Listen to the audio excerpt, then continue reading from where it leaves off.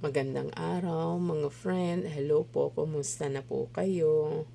Magandang umaga po sa inyong lahat. Ito po muli si Ate Lek. Nagbabalik po ako.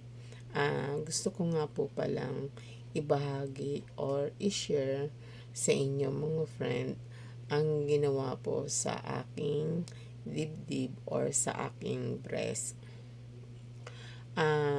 Yung aking breast po, di ba nagkaroon po siya ng bukol.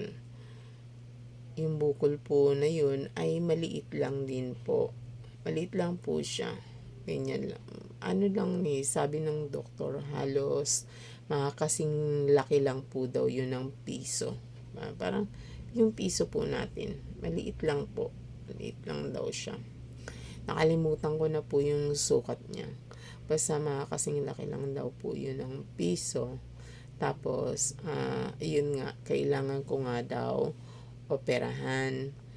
So, ang sabi po sa akin ay tatanggalin po daw yung bukol. Pero ang pinili ko po ay ang tanggalin po yung pinaka-whole na breast. Yung ito po, kung papansin nyo po, ito po, dito ay may breast pa po ako na isa. Ito pa po yung aking breast. Dito po sa kabila ay wala po.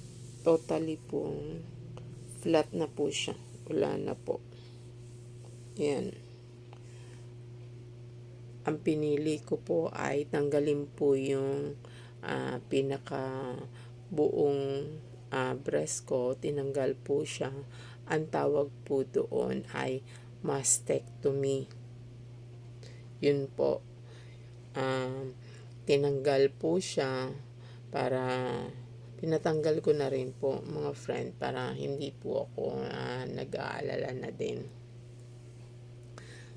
Para ang iniisip ko po ay yung pinakabuong breast hindi ko po alam kung tama po ako, pero ang iniisip ko po kasi ay tanggal yung pinakabuong breast para yung cancer cell or yung ng mga cancer matanggal na rin po talaga. Hindi ko po alam kung tama po yung aking pananaw, pero yun ang pananaw ko noon at sinabi ko sa doktor na tanggalin na lang po.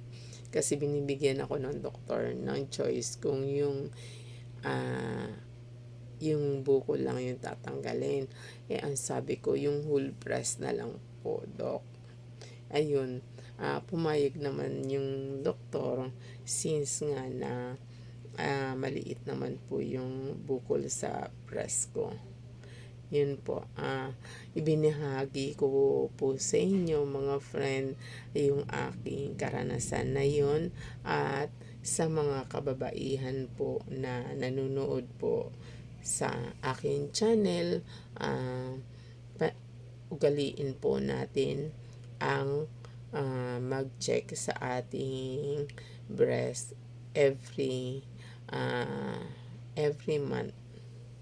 Kung